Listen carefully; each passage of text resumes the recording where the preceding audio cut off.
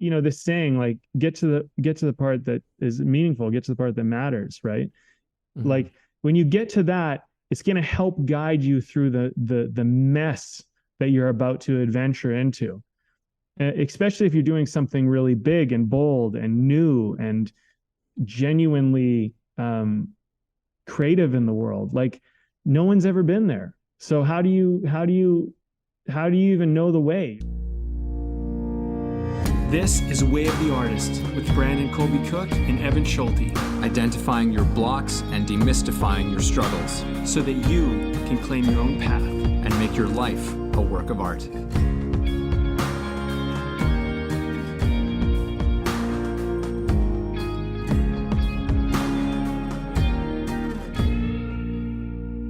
All right.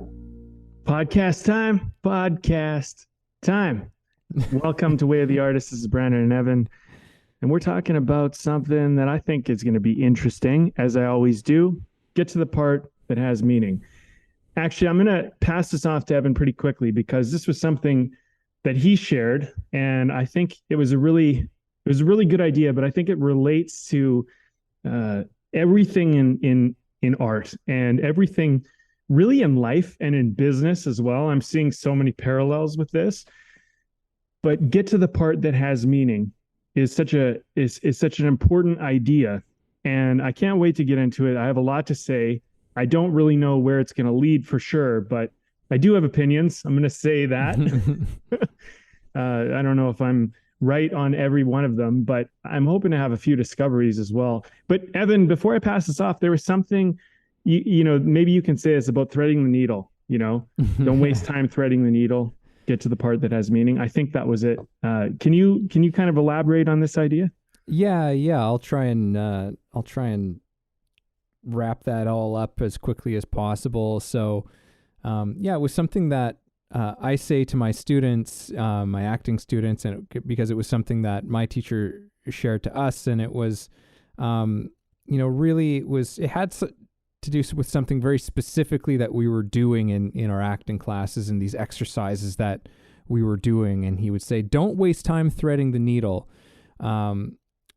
which was, essentially don't waste time, for us as an audience, like where we would literally, somebody might be sewing something on stage in front of us and having them, having to sit and watch them literally thread a needle before they could start sewing. And it was like, well, what's the meaningful part of this exercise, right? And the meaningful part was the sewing part. That's really what's important.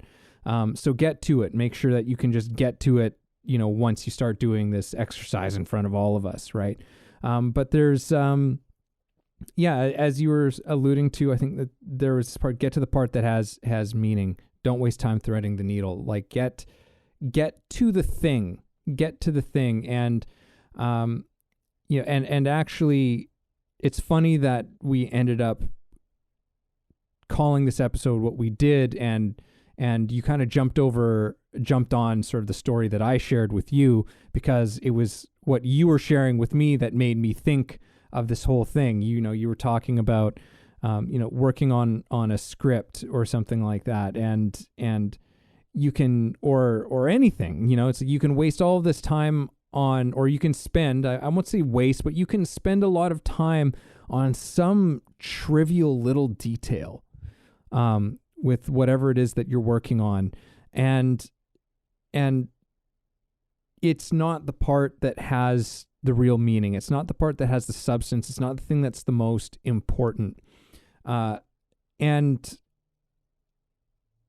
I think that we might need to also add another element to this title. It's like, get to the part that has meaning to you, right? Like not just the part that has meaning, but that has meaning to you, because we can give meaning to anything and everything. Like there's this great quote from Viktor Frankl's Man's Search for Meaning, which is that, and I will kind of paraphrase this one as well, but he said something to the effect of, the world, despite what many philosophers and people have said about it, the world is not meaningless. That's not the problem. The problem that we have as human beings is that the world is unconditionally meaningful, that it becomes so difficult to be able to even understand that or wrap our heads around that in any sort of expressible way. Was sort of what he was. I didn't I didn't describe that particularly well, but I hope everyone gets the point of it. But so anyhow, the part that has meaning to you, I think any artist and anyone, who wants to lead a life that is meaningful for them, I mean, then that's always got to be sort of your North Star to a degree. It's like it can't be about getting hung up on all the details. And I'm kind of going off and I might be jumping around in a bunch of different things, but I this just popped into my head, so I'm going to run with it. I just finished watching this documentary that went up on Netflix called Trainwreck. It's like the story of Woodstock 1999, where there was like riots and it was just like the whole thing went to shit. And it's certainly there's the filmmakers, the documentarians who made it. They have their own sort of narrative and leaning towards it, but from the outset of this documentary, it seemed pretty clear in my eyes, the way that they were showing it, like where this immediately went off the rails. And where it immediately went off the rails is that it was about making money. Woodstock 1999 was not about it was not really about bringing the peace and love feeling, that, to the world that the original Woodstock was about, which was peace, love, and great music, right? And, to the original Woodstock's credit, that was kind of an accident, how it all happened. Like, nobody thought it was going to turn into the thing that it was. It just did. But it turned into what it was, I would argue, because of where it started out from, where the meaning of this event was. And then Woodstock 99, it was very clear that this was about making money. And all the decisions that went into it were about making money. And then they kind of covered it in this veneer of saying like, oh, Woodstock, peace and love. And it's just like, no, nothing about this event says that at all. Mm-hmm. Right? So that was, I would argue in terms of this conversation, they didn't get to the part that has meaning. All right. Or, I mean, the place where they put the meaning created this sort of situation. Right. And I think that's, for us as individuals and artists, that's something very important for us to keep in mind, because it can be so easy to get sidetracked and makes like, oh, I've got to make this script like this so that it's more, it's more, I got to make it more commercial, or I've got to compromise on this and that. And that's not to say that there might not be certain opportunities to do that, and that's not an okay thing. And sometimes, but it's like, what did you lose the meaning in that whole process? Like, I think that's where we really get into trouble, with the things that we take on, is when we completely lose sight of what the meaning, and I will use another word here for meaning, but the soul. When we lose the soul of what it is what we're doing. Yeah, totally. I mean, there's so many good things about what you said, and where to pick up is kind of the question. Let me start with this Woodstock thing, because it was the last thing you were talking about, and maybe I can hit on some of the earlier things. With the Woodstock Trainwreck documentary, I'm not sure if I've seen that particular documentary about Woodstock 99, but I have seen a documentary about it. And I understand and I'm aware of a lot of the details about this particular festival and what happened and how it went terribly wrong. And it just became literally chaos and destruction. And I think that when you set out to do something, there is an initial interest, there's an initial point or purpose or meaning. And you mentioned something about the North Star. And this is something I've been talking with my clients a lot about, is like the North Star is a great analogy for kind of thinking about, okay, this is kind of keeping me where I'm directed.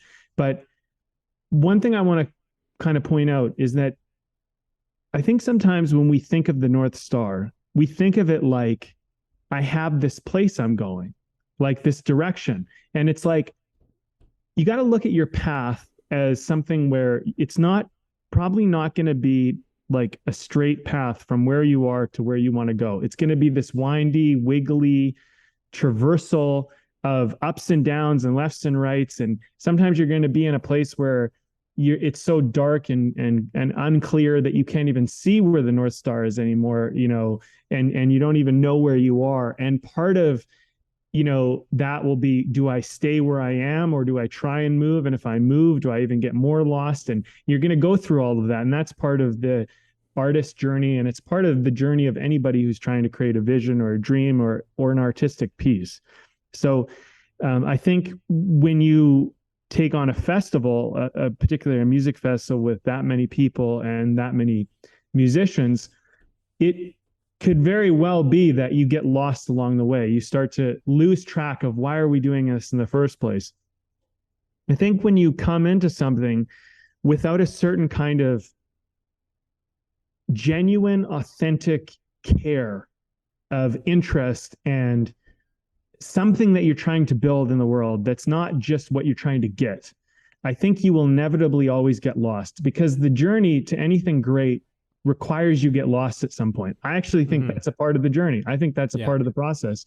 And so if you never had a guide to begin with, when you get lost and you get spun around, you won't even know where to go anymore, because you never had a place to go in the first place. And so with that particular festival, if people want to investigate that and look more into it, you can see this quite literally happening over the course of the festival. You can see people literally, things are going sideways and there is no course correction. There is just let it go. And there's such little care about how the people who are there, how they're experiencing it. It was like, we got your money, you're here now, so deal with it. It was kind of that, and what's that gonna do? You know what I mean? What's that gonna create?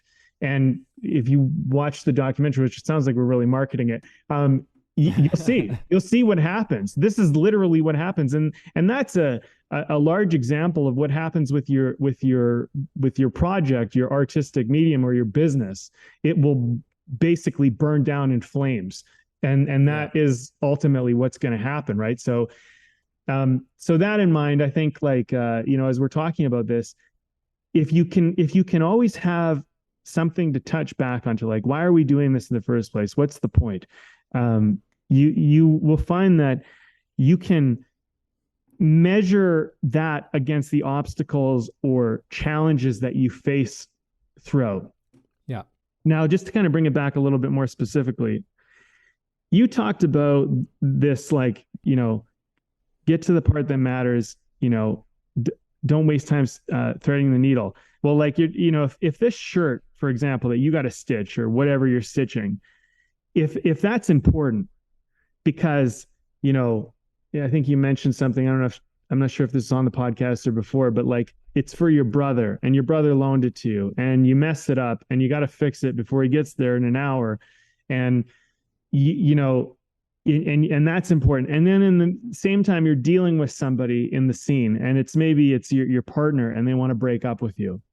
Right. And that's important to you, but also your relationship with your brother is important or whatever. And so now you're caught between these two places of meaning, and it becomes a matter of navigating that North Star, because this is what inevitably pulls us off path. We think, oh yeah, I'll just make the right choice. No, the choice is going to be a dilemma. It's going to be a challenging choice where it's like, if I go this way, these consequences. If I go that way, those consequences. Mm-hmm. And I think this is something to kind of keep in mind. Meaning helps you figure out which consequences you're willing to live with. And that happens for everything. So if you don't know what matters to you, if you don't know what's meaningful, the consequences are going to happen regardless. There's always consequences. There's always damages. But you might have to live with some bad ones, and you won't even have done it for great purpose or meaning. And that's a shame, Yeah. And you bring up a really great point in this whole conversation, which is like, you have to know what has meaning to you, what has real meaning to you. And I'm going to say something and running the risk of sounding like some sort of idealistic, preachy person. I'm not meaning to come off this way, but to me, this is a fact of life. The meaning has to be more than money. Mm-hmm. And I promise you that money is a superficial expression of something that has meaning to you, right? And I want to make, because I want to also make something very, very clear, in terms of, partially that the comment about, like the Woodstock Festival as the example, which is, I don't have a problem with people making money. I have no issue with people make money. Please make money. You need to make money. That's not the issue. The problem is that was the main thing. It can't be the main thing, because money is not really a meaningful thing in and of itself. So it can't be that. It can be a byproduct of doing something that truly, genuinely has meaning. And I think that is, I mean, it doesn't have to be, like it technically does not have to be, but as far as who I think our audience is, and in terms of what we are advocates for in terms of having a meaningful life, then, if you make it all about money, as Alan Watts would say, you'll end up wasting your entire life, because you'll end up doing a bunch of stuff that you don't want to do to make money, so that you can go on doing a bunch of things that you don't like doing to make money. Like that's the pattern of that being your North Star. It's a kind of insanity when you think about it. So, but yeah, it's got to have the part that has meaning. It has to be something other. It has to be something that and as you're saying, like, you have to know what it is. And sometimes that is, that can be kind of a tricky thing to start figuring out. Mm-hmm. I think something else that comes up is like, there's a balance between what you get and what you provide and what you give. And I do think that there are ends of a spectrum where if you're too much on one side, it's a problem. There needs to be a balance between you getting and you giving. If it's all you give or all you get, I think that you start to run into really bad territory, because the person that obviously it's all about what they get. I want to make money. I want to be rich. I want to do that. That's very self-serving and very selfish in a negative kind of toxic way. But the person is like, I just want to save the world. I want to give, the sacrifice of myself and everything that I am and is in my life and my circle.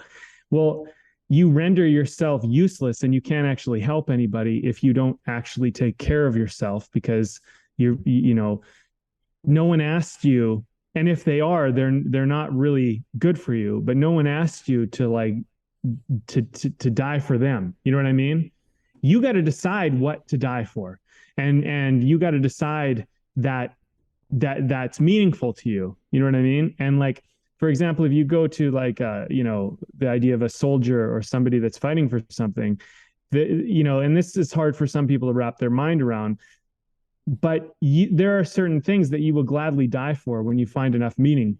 There are certain things that you would not give up. And this is where a lot of principle comes from. This is where a lot of like integrity comes from, because there needs to be a certain part of you that there are things that are more important than your comfort and your immediate gratification that you get out of the knowledge that they exist beyond your existence. And that is self-serving in a way. And that's a kind of giving where it's quite profound. But when you're giving because you're just a doormat and you're just getting walked on and you just think, oh, hey, like everybody needs help except me. then you have a problem. You have like a literal problem because you need help. If you see that other people need help, you need that help. Because how do you see it in other people? It all begins with you. It's all a projection. And I know that some people, maybe psychologically you have not crossed that bridge to understand that that's so, but everything really is just a mirror of you. And so your meaning internally actually is very helpful to the outside world, because when you see meaning out here, you find meaning in yourself. And and when you think lack out here, you actually see lack in yourself. And so there's that saying, at first I was foolish and tried to save the world. I'm paraphrasing, something like this. At first I was foolish and tried to save the world, and then I became wise and went to save myself. Basically, or change myself. Yeah, I tried to change the world, and then I went to change myself. It's all the same, take the word, change it, whatever. But like through ourselves, we actually do most of the things we want to do in the world. And when we have a very vacant thing that we're doing with ourselves, we end up with very vacant results in the external world, because it's just a mirror of vacancy, right? It's a mirror of emptiness. And so, I think that, there's countless art projects you can point to. There's countless businesses that have failed because of this reason. There's obviously festivals that have, gone astray or not gone well. There's all sorts of things. But I think it's like, this saying, like, get to the part that is meaningful, get to the part that matters, right? Mm-hmm. Like when you get to that, it's going to help guide you through the mess that you're about to adventure into. Especially if you're doing something really big and bold and new and genuinely creative in the world. Like no one's ever been there. So how do you even know the way? You're going to have to, if you were walking through bushes, there's going to be bushes, and you're going to have to figure out like what to cut, like, and what way to go. And then you might do all this work, and then you just end up at like a big wall, and you have to turn around and go back and do it again. And, you need to kind of know like where you're going, so that when you run into problems, you have an answer on how to deal with them. Right. And that's going to come from your meaning and your purpose and your, which also, by the way, I'll say one last thing on that. It might not be that strong in the beginning or that clear in the beginning. It might become clearer and stronger as you go on, but there is something initially. So keep trying to come back to that thing, that core interest or curiosity or whatever that might be. Come back to that, because there was something in that. That was the seed of all of this. And if you abandon that seed, really, there's no point. You're going to get lost and you're going to be into something else, right? But there was a seed of something in the beginning. Yeah. Yeah. It's like, like the why that exercise, which I wish I could point somebody to one of the episodes where I walk through it, but it's kind of like that. And what I love about that is just it starts off at a place of like, oh yeah, this is what I want. This is what I want, my life to look like, and this is why I want it.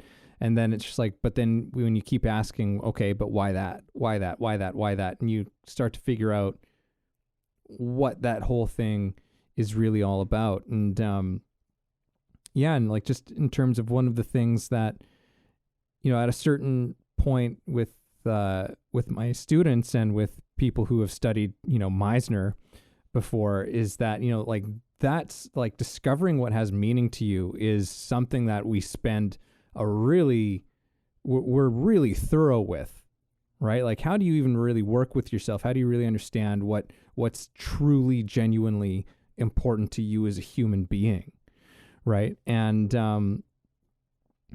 it takes time. It's like over and over and over again, students coming up, doing a new scene, and now with a whole new personal circumstance, a whole new thing that they have created from their imaginations, but using elements of their real life to really understand,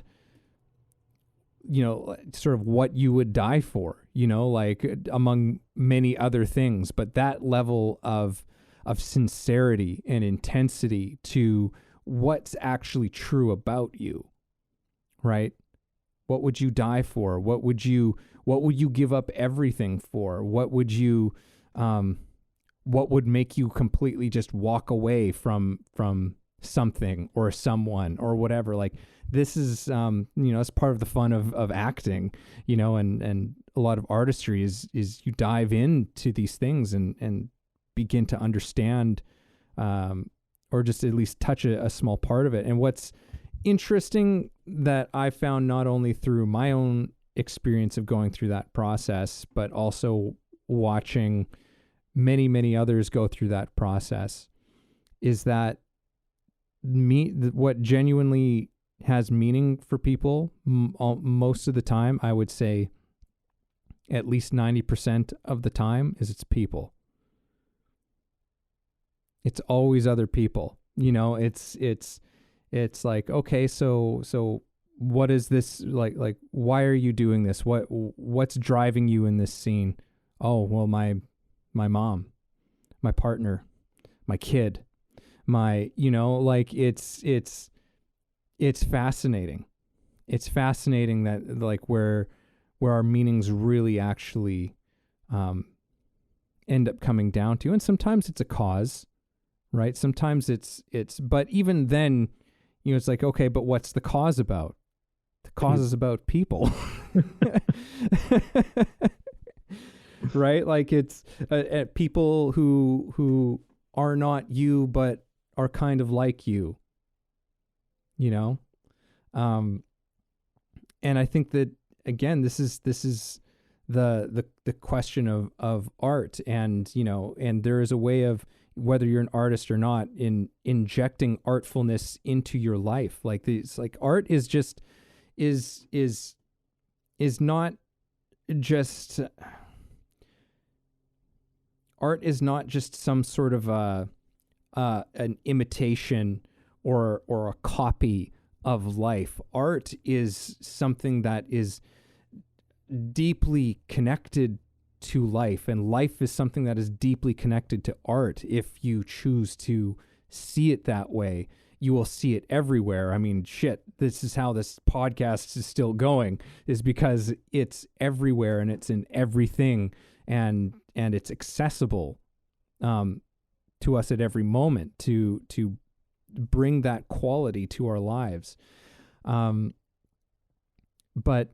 it's really about those, art is really about these meanings, these meanings that connect us and unite us and remind us of that thing.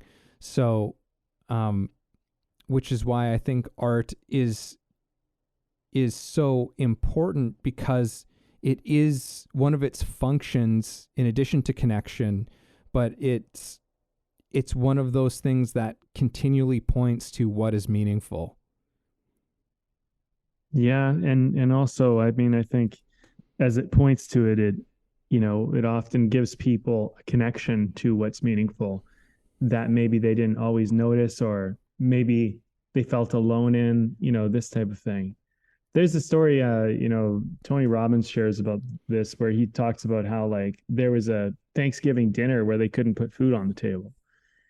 And he never wanted people to experience that, because that was so hard for him. So I think he's done something like, I think it's over 1 million, at least over 100,000, but I think it's millions even.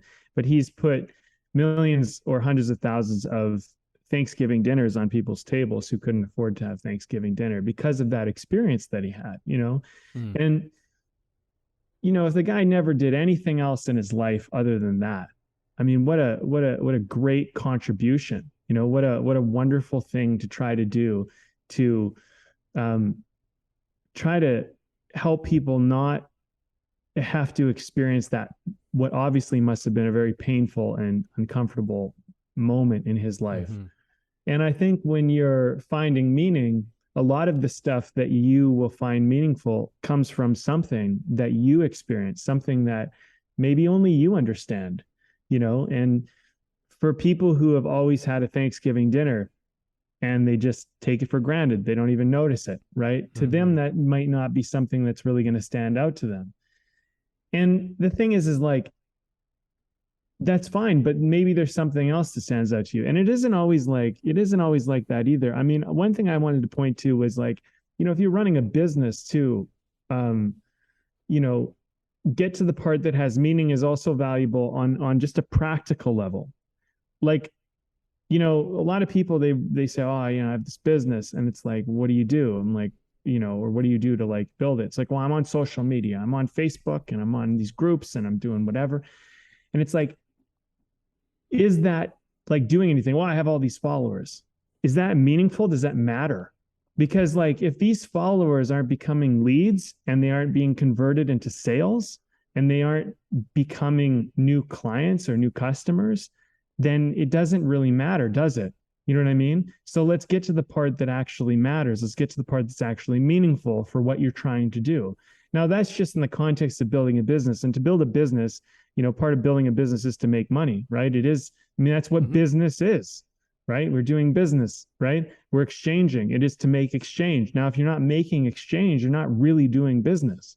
And, I think that when you're looking at anything you're trying to do, I was talking with a writer the other day, and the writer was, well, I have this 5-year plan, and, I don't want to be here in the next 5 years, and I haven't, done anything. Well, what's the number one metric? Right. You can talk all day about this technique and this tool you learned and that thing you learned and whatever. And like, you can work it all out. But what matters is that you actually write stuff down in a story format, in a screenplay, in a script, because you say you want to be a screenwriter or a professional script writer, or whatever you want to call it. Well, I'll tell you one thing, they write. That's the difference between a novelist and somebody who's not a novelist. The novelist actually writes novels. You know what I mean? And so, what's the actual thing that matters? What's actually meaningful? You know what I mean? And so one of the things that I always say is like, let's just get to the thing. Let's just get to the thing, and then let's work out the rest of the stuff later. And yeah, you're going to make an ass of yourself. You're going to stumble. You're going to make mistakes. You're going to do it wrong, but you're going to actually be doing it. One last thing I'll share on that. I was dating this girl, and she started a business. And this was just before I started my business. And she had some really good marketing. She had really good idea. And she, and she went out, and then she just started like, she did an event, she made a little bit, and then she just started going like, I'm just going to learn. And I was like, I always want to start a business. And I'm like, now is as good a time as ever. And I started my business. And the first thing I went and did was I just started talking to people and selling. And I made a massive amount of money really quickly. And I started a business. And since then, my business has been my main form of income since then. And I remember she got kind of jealous, and she was like, because she started her business first. And it was like, the only thing that matters is that you either sell your product, or you get your new clients to do your service, or whatever your business is, right? That's the only thing that matters. So get to the part that matters, because people will spend all sorts of time like working on their website, doing their social media, doing all this stuff. Like, and this isn't just for business, because I want to parlay this back into artistry. If you're an actor, you got to get out and do auditions, or you got to start finding scripts, or sourcing scripts, or meeting directors, or, connect. You got to start doing the things that actually matter, because you can sit all day in acting class and talk about how you're working on your acting career. And I'm not saying that's not valuable and it's not important, but it's also not what really matters if you want career success. And so I think that it's an important thing to keep in mind. You don't want to necessarily make it about money and career success. I think that is, we pointed that out. But if you do want to get something, you've got to look at the metrics that actually matter, and, the metrics that mean something, right? And I think this works on an interpersonal level, a personal level, and a practical level. And I think they're all worth mentioning as we navigate this conversation, because, like you said, we're not against people making money. Go ahead and make money. It's just that maybe it will be better if you make the money with a deeper meaning than just making money, right? Yeah, absolutely. Absolutely. Hey everybody, this is Evan, and this episode is brought to you by my book. Yes, I recently released a book called The Actor's Awakening, Connecting Spirituality to Craft. Expand yourself as an actor and your craft through a spiritual perspective. Take a journey that will explore universal philosophies and insights to help you understand human nature in a profound way, and develop practices to take your work to another level. Again, that's The Actor's Awakening, Connecting Spirituality to Craft, available on Kindle and paperback on Amazon. And as always, if you like the show, please subscribe. And because, yeah, like in the instance of like the example you gave of, you know, like, yeah, like the acting class is an important part, but it's not the only part. An acting class can become a bit of a rut. It can become a bit of a crutch. And I've seen that happen.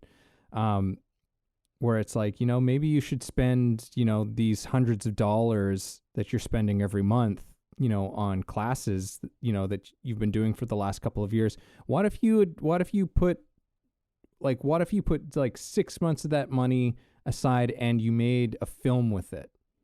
You know, like what if you did that? You know, like there's so many facets to it, and I said, like, you know, meeting other people, meeting other filmmakers and things like that, and you know, again, sometimes, like, yeah, the byproduct can be, oh, okay, you're getting more parts and so you're making more money, but the thing is, like, but are you doing it to make more money? No, not necessarily.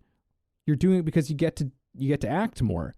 Yeah. Right? You get to actually do your thing more, and the byproduct is that you're making some money about it. But it's when there's that flip where suddenly it's just like, oh, I'm going to make this much money on doing this, right? And that becomes the main thing. That's when I think it gets into a little bit of trouble. And, you know, you see that in actors on occasion, and some actors are actually very honest about it. You know, they say, like, oh, I did this one for the paycheck. Right. And the thing is that I would argue that you can usually tell. You can usually tell when an actor's doing it for the paycheck, where it's like, oh, I can't believe that they got this person to do this movie, right? Like some really phenomenal actor, and, you know, they do a fine job, but it's just like, this isn't a passion project, you know, like this is for the paycheck. So, can I say something before Yeah, go for it. Well, I just want to talk about that with classes and stuff and training. I think that from an acting point of view, there's the actor that's trying to train so they can get a part. And then there's the actor that's getting parts that's trying to train so they can do those parts better. And I think most actors actually want to be the latter. I don't think they want to be the former. So when you're acting, I'm not saying don't train, but it's like, are you training with the perspective of, I hope one day I get a part and someone notices me? That's one way to do it. But another way to do it is, like, I'm making my own film and I want to do a fucking great job.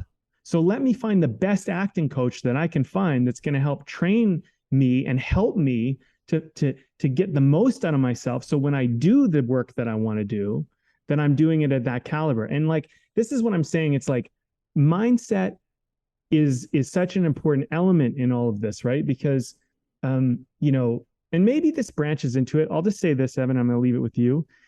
Something that's coming up for me is like the scarcity abundance mindset. When I use that actor analogy there, for example, the actor that's trying to get a part versus the actor that's trying to do better at the parts they actually are already doing, there's a difference in mindset. One's scarcity and the other's abundance, right? The other one's just like, I'm already getting the parts. I want to know how to do those parts better, right? And that's really, like, that's a much better place to be in, because the other one is just like desperate. You know what I mean? Whereas this one, they have something they're trying to build on top of something, and they have something to inform themselves with. Yeah, so let me pass it on to you, because I have some more things to say on that, but I'm gonna just hold off. But you know, I think, like, mindset is an important part in this too, right? It's like, you know, like, you want to do a business. Look, I've done a business, and I've made enough money so then I could just, you know, go around. I was hanging out in New York, walking around Manhattan for like weeks, just eating nice food, having drinks, talking with people, just doing business on my phone as I walk down, you know, like through Times Square, and that was amazing. But I've also had times where I couldn't even afford to pay for the power in my house, and I had to take an extension cord and put it into the hallway of my apartment building so that I get some power into my house to actually cook a meal. And that's how bad it got at one point. So I've seen both sides of the spectrum. And, one thing is, you gotta, you might go through hard times, you might not. And people don't always talk about this with business, and they don't always talk about this with art. You can parallel this to acting or screenwriting or filmmaking or anything. You might have you might be winning an award one day, booking some big role, making a lot of money, and then another day you can't even get a part for the life of you, and no one wants to see you. And in those times, it's going to be kind of interesting. It's going to be kind of challenging, right? And you need to find a North Star. You need to find a place that makes this worth pushing through, And for me, I'll just share something. For me, it was always freedom and autonomy are such high values to me. And I really want that for everybody. I want them to have freedom and autonomy to do the things they actually want to do. If you were to sum me up in a sentence, that would be it. I want you to have the freedom and autonomy to do the things you actually want to do. And that summarizes everything. I do not want you to work a job you hate that's taking you away from what you don't actually want to do. I want you to have freedom from that. I want you to have the autonomy to decide who to work with. I don't want you to have to work with someone you don't want to work with. And if I can help anybody do that, that is my number one goal in this life, because I want that for myself. You see how it all comes back? It's just a reflection of me. And so if I can share that with people, that's everything I do. And so it happens to be through filmmaking or screenwriting or some medium like that. It still comes back down to the same point. I don't care if you want to write scripts, make movies, or build a house. What I want you to do is do what you want to do. And I want you to have all the freedom you need to do it. And I want you to have autonomy to choose who you do it with, when you do it, where you do it, everything. I don't want anyone to have to tell you how or with whom you have to do it. And that's what I want for myself. And that's what I want for everyone else. That's my North Star. You know what I mean? Mm-hmm. No matter how lost I get, when I couldn't even fucking get power into my place to cook a meal, and that was embarrassing. But I just was hanging on to this idea that you want freedom and autonomy to do what you love. And this will pass. I will find a way through this. You know what I mean? And when you're in those moments, man, you question every choice you've ever made. I can tell you that. You go, have I fucked up my life? Have I made a huge mistake? You know what I mean? And in those moments when you're asking those kind of questions, it's really good to have a North Star. It's really good to have something that is helping you push through those dark clouds. But, I guess let me bring it right back down. Scarcity mindset, abundance mindset. Scarcity mind says, I'm broke, I fucked up my life, and I've made a huge mistake. Abundance mindset says, this is a passing storm. This is a valley we walk through on our way to the mountain we're going to climb. And someone else out there is experiencing this or will experience this, and you're going to be the perfect coach for them because you'll know just what it's like. That's abundancy mindset, right? Abundancy mindset takes it as a gift, as an experience, as an opportunity, right? It doesn't give in to shame and guilt and depression, right? But those clouds will come, they will come at times like that, right? So yeah, it's I mean, anything that I think I would have had to say on the thing, I think you've already covered it, which is essentially that, yeah, it's like I think that a trap of that whole abundance and scarcity mindset. I think a lot of people are kind of familiar with that language. It's been around for a fair while now. And there's this whole thing of where, again, it's like that's very often that gets caught up and attributed to, you're in an abundancy mindset, so you're living in a fucking mansion and your yachts, like you got your own private dock and a yacht and all this, it's like that's because you have an abundant, to an extent perhaps, but it's like, what good is an abundancy mindset if it's not there for you when those times are tough. And that's where I think the meaning element comes into it. As long as you have that meaning and you're connected to it, and it doesn't mean that you have a crisis of faith in it sometimes every now and then. I think that that's important. A crisis in faith can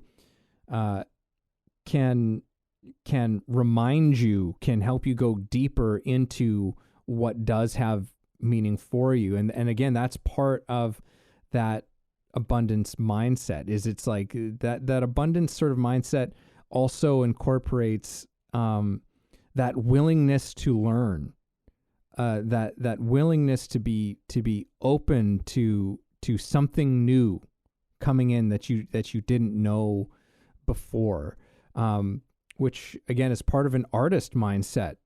Like the master artist is open, because as we discussed in our last podcast, when you enter into the wonderness, into that wild thing. And as you said earlier in this podcast, getting lost is part of it.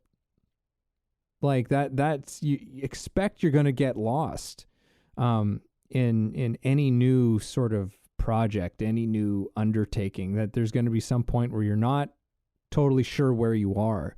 And that's, you want that, right? And so it's all of those kinds, these little things that create that are a part of that abundance mindset. It's not just simply caught up in a material thing. It's a well-being thing. It's a how do you expand into everything that to anything that happens to you in your life, whether you would consider that a good or an evil, so to speak, right? It's because, it's like, if it's only good when times are good, then it's shit. Really, your abundance mindset is shit. That's actually like that you're starting to head towards more in that lacking mindset. So you sort of covered. So I guess I just sort of fleshed out my own ideas on that one. But well, I had a discovery while you were talking, and I actually think that this whole abundance mindset and scarcity mindset has a lot to do with how full you are of meaning. Mm-hmm. You know what I mean? Because as I'm thinking about it, I'm like, like scarcity mindset is really just you lack meaning. That's really where scarcity is, because when you have enough meaning, you can really be anywhere. And you can, and I know this through personal experience. If I have enough meaning and enough connection and enough of a tie to whatever it is I'm after, I can walk through hell and back. I mean, I can find my way through the hardest times. And the abundance, I think, is this sense of that there's something greater than this moment I'm in. And I think that's a really important part of that whole idea, right? And so maybe, as a suggestion, I might say, if you're going through a hard time, you're feeling depressed, or you're feeling like lack in your life right now, double down on what's meaningful. Like try to just figure out what's meaningful. Because I know for myself, when I was in a state of depression where I went through that period, I kept saying, what's the point? That's what I kept saying over and over and over. What's the fucking point? What's the point? Right? That was so hard. But once I passed through that and I found a point, the depression just starts to go away. It's like, it's a distant memory, but I do remember what it was like when I literally was like, what is the fucking point? And it was so hard. But I think most people, I've heard that depression is what's the point. That's actually where depression exists. Yeah. Yeah. Yeah. But depression is also can be, again, an incredible teacher. Totally. When you can sort of expand into it. There's I won't try and get into it, but there's a fantastic book called Care of the Soul by Thomas More, and there's a fascinating chapter in it that's called The Gifts of Depression. But anyhow, there's this meaning connection to this interesting territory that we've stepped into with mindset, because when you have that meaning, when you're connected to that thing, like I know as being someone who, like you're an entrepreneur, I'm an entrepreneur as well. Like, I teach, I run my own school, and I know when starting that out, it's a scary thing. And I'm like, well, nobody, really knows me as a teacher in town, and and there's all these other established schools that people already know about. Like, how am I even going to do this? Right. And the thing is I think that there's also, it seems kind of like it doesn't go together, but I think there's something about humility that is also, and humility is is a part of the abundance mindset, because humility accepts what is wholeheartedly. Mm-hmm.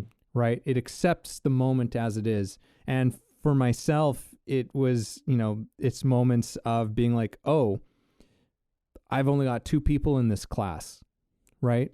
And sometimes there's that little battle that goes on where it's just like, oh, there's only 2 people in this class, and my mind's getting occupied on threading the needle, right, with all of this shit. And it's just like, no, you have 2 people in this class. Give them what you've got, mm-hmm. right? Because the shit that you've got is something that you believe in. The shit that you've got is something that has real meaning to you, and that's the focus. And as soon as that becomes the center of attention, the center of focus again, I don't have a problem anymore. Mm-hmm. You know what I mean? And over time, the school from its early days, or the first workshop that I did that had 2 people in it, it's just like that was some years ago. Now I've consistently got, classes with lots more people in it, but it's like, it's one of those things where I still come back to it, where I check in on, like any sort of disappointment I might feel about something, and realizing that it's all a bunch of nonsense. It's like, it's me not putting the part that's meaningful at, like, as a thing that's it's me forgetting, and I think that's part of the frustration of it. Mm-hmm. It's like, it's this weird forgetfulness, it's like we're, which is, I understand we're constantly inundated, like our lives are just inundated with sort of this, like, images and messaging, conditioning, I dare even say propaganda, on what your life is supposed to look like, right? How much money you're supposed to make, what house you're supposed to be in, what car you're supposed to be in, what clothes you're supposed to wear, what phone you're supposed to have, like what TV you're supposed to have in your living room, what, all of this stuff, all of this shit. And none of that stuff is the stuff that's meaningful, but we're constantly inundated with that stuff. So it's like we're constantly having this reinforcement, and I'm like, no, this is what's important. This is what's important, right? And the sneaky thing about advertising and marketing that we get in sort of consumerism, I might be going off on a bit of a tangent on this one, but the sneaky thing is that it plays into your meanings. It plays into your meanings as if it's gonna satisfy it, right?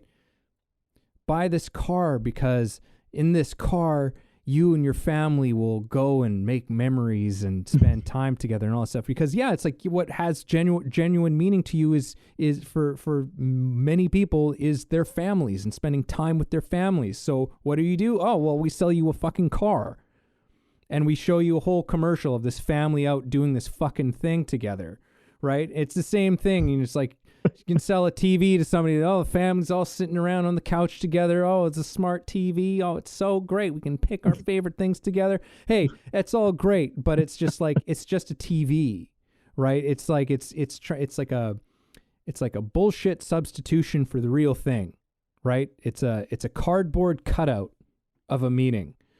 So that's my rant.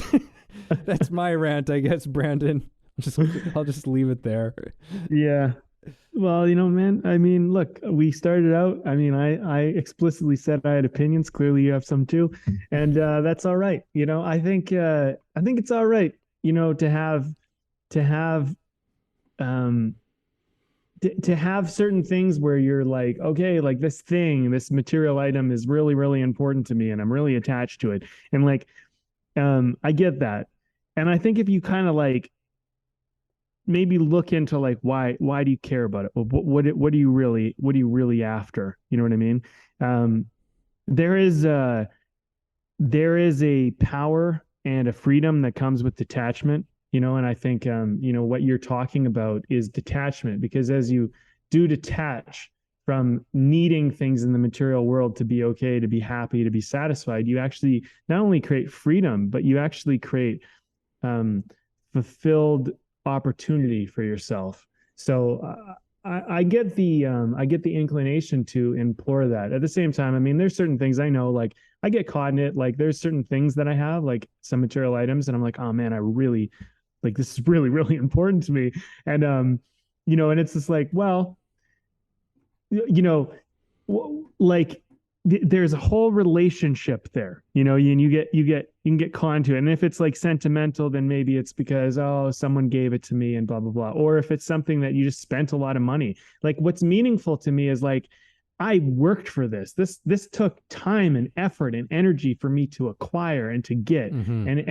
And there were times where I thought about it, and I wanted it, and I pushed for this, and I achieved it, and so really part of your relationship to that material thing is that. And I think it's important to recognize that the material item is often just a representation of something that's actually more meaningful if you are willing to dig deeper and try to understand that.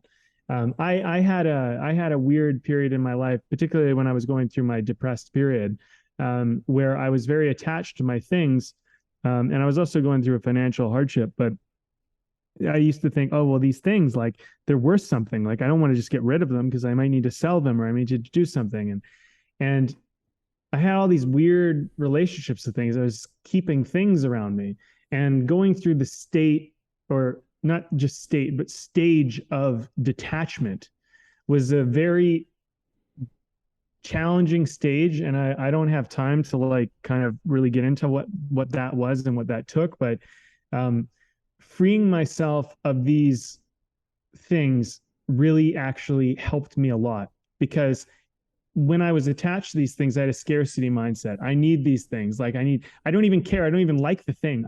I might need to sell it, was kind of a lot of my justification for keeping things around or whatever, or it's valuable and I just shouldn't throw something out that's valuable or get rid of something that's valuable. Or I had this thought that would play in my head. What if I regret it? What if I get rid of it and then I regret it, Um, and so when you work through those thoughts, or at least when I worked through those thoughts, I actually started to find that I was free of the attachment to scarcity. You know what I mean? That like I'm nothing without this thing is really what you're saying, right? Mm-hmm. And now, like, I mean, being where I am now, you think about some of the things you hung on to, especially when you can earn, and you're like, well, why did I ever care about that extra fork? Like just to kind of make it the most ridiculous example ever. Like, why did I care about this little thing that's actually quite worthless? You know what I mean? Because really, the ability to produce value was in me, not in the things that were around me. You know what I mean? I'm the one that brought those things into my life. I am the value that brought that in. Those things are a representation of my value. They are not a representation of my value. And that was a big transformation, right? So I mean, I think before we kind of start wrapping this up, I'll just say that, when you're looking at, like, get to the part that's meaningful, that matters, get to you, right? Because you are what matter, right? You're the thing that's meaningful. You're the thing that actually matters in this whole scenario, because you're the one experiencing it, you're the one living it. And that thing, that TV, that isn't living it. You're living it, and I get it. You're the one that worked for the TV. You're the one that got the TV. You're the one that got gifted the TV, whatever it is. But you are the one that has the TV. The TV doesn't have you, and I think when you talk about materialism, I think that's kind of the main one of the main points, at least, that we're looking at, Mm-hmm. Anyway, I mean, man, like you can go down a rabbit hole with that one, Oh but yeah. why don't we talk about beer and then Yeah. maybe we'll wrap some things up unless you got something else to say before we No, do no, it. no, no. That's. I think that's we've kicked on that one long enough. So, I will talk about my beer, which isn't a beer today. I'm drinking actually a local craft cider. I don't know if I've had this one every now and then I have a cider on the podcast, but I don't know if I've had this one. And this one is from a place just down the road from me called Sunday Cider. And it's called their Sunday Sesh. Mm. And it's delicious. What can I say? It's delicious cider. They make lots of wonderful ciders. Not sponsored by them or anything, but big shout out to them. They've got a fantastic spot to come and sit down and be outside on the summertime. It's just like it's perfection. So yeah, that's what I've been having. Well, nice, man. Oh, well, I am not having a beer either, but I'm not having any alcoholic drink today. I actually, I'll just tell the story of what happened. So I wasn't even sure if I was going to have a beer today, but then in the morning I was like, okay, I'm doing it. I'm going to have a beer. And I drove to our little tiny town and they were closed. And I was like, I don't care enough to wait around for them to open. And so I decided to just come back and not have a beer today. And you know what? I mean, I think there's something about that. You don't have to do anything. You know what I mean? Like I know it's a tradition for us. And I kind of had a moment, where I felt a little obligated to do it. I was like, you know what? You don't have to do anything. You can do whatever you want. And that was very freeing for me just to kind of have that moment. So, I mean, look, next week I'll probably have a beer, but this week I didn't. And, and I do miss not having one, but at the same time, I think one thing that we can always do is we can always kind of just decide at any moment, you can go whatever you want. You don't have to do anything. Everything is this whole world is free form, really. Right. Mm-hmm. Anyway, if I can wrap this up on my end, let me just say this. Like I would say that what I've gotten from this conversation is that, the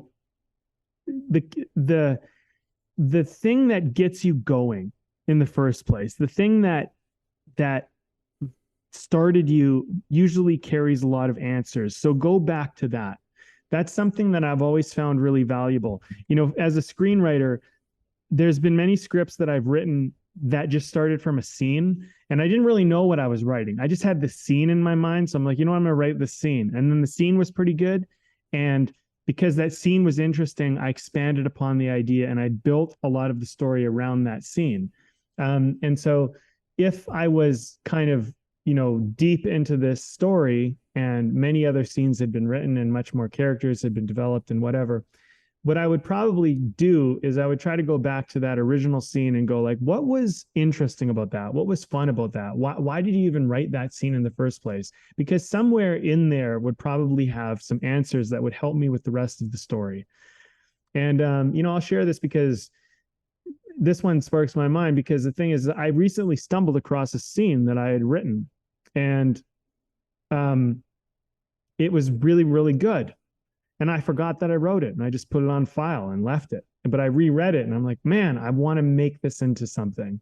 It just seems like these characters are eccentric and it's funny and this one character in particular. And so if I was going to develop that into a further story, I try to figure out what is it about this character that makes me want to write a whole movie about it.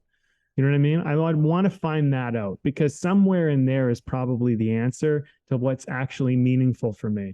And just so I'm clear, I don't necessarily know what's meaningful about it yet, but I do know that there's something that's pulling me and it would be good for me to investigate that.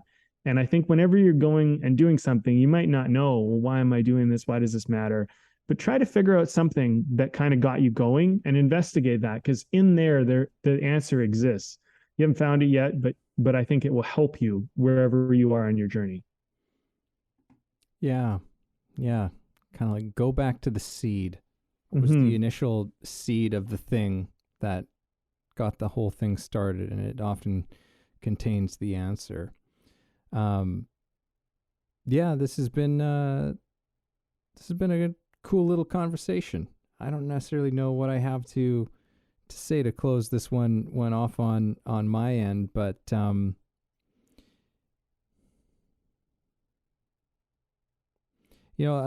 that I thought about earlier in this conversation is like, in the film world, there's this and it's just kind of become an expression, but it's like cut to the chase, cut to the chase, get to the part that has meaning.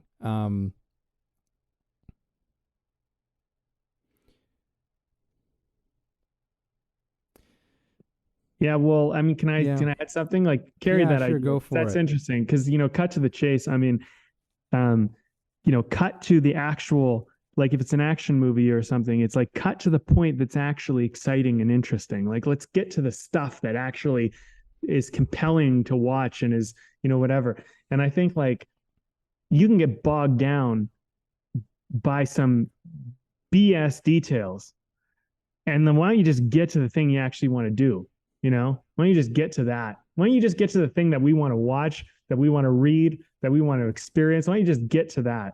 And then, you know, and then you can figure it out, But I think there's something about this, cut to the chase idea that you're kind of on, because maybe there's another perspective on how to look at this, right? That you're stumbling upon here, you know, because like maybe it's come from a North Star place, but maybe it's like just keep redirecting yourself to the thing that actually matters.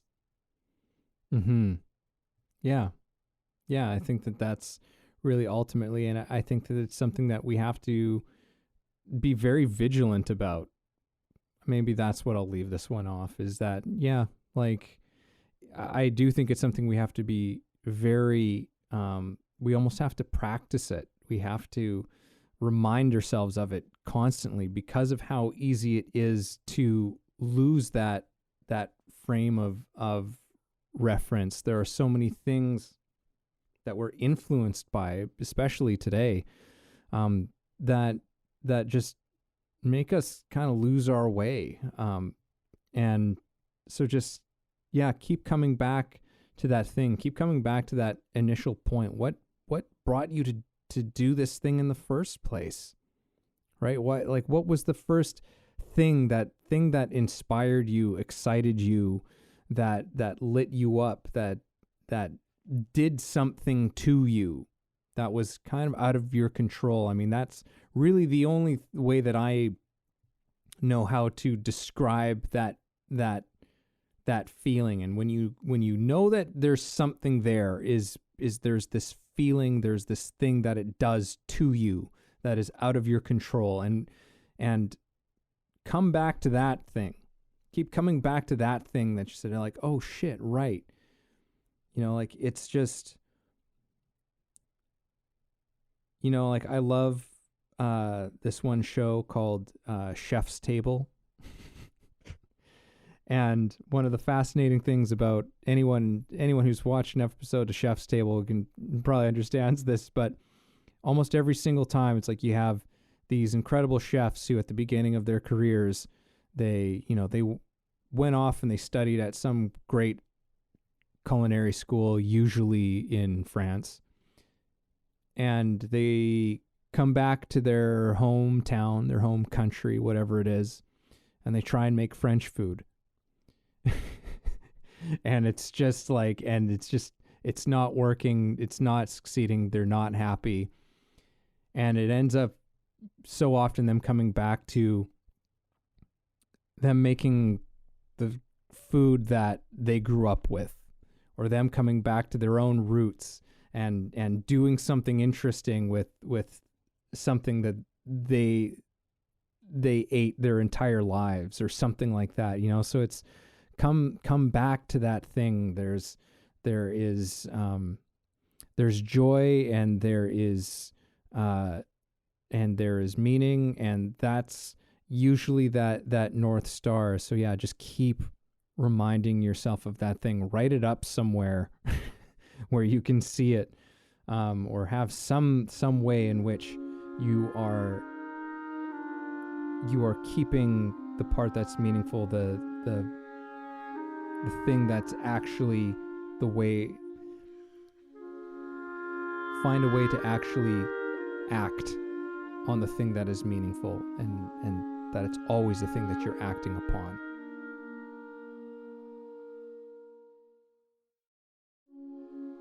Thank you for listening in on our conversation today. We hope you found something helpful that you can carry forward with you. Head over to our website, wayoftheartist.com, for more free exclusive material and learn about the show. If you haven't already, please support us by subscribing to the show, sharing it with people you know, and keeping compassionate, creative conversation going.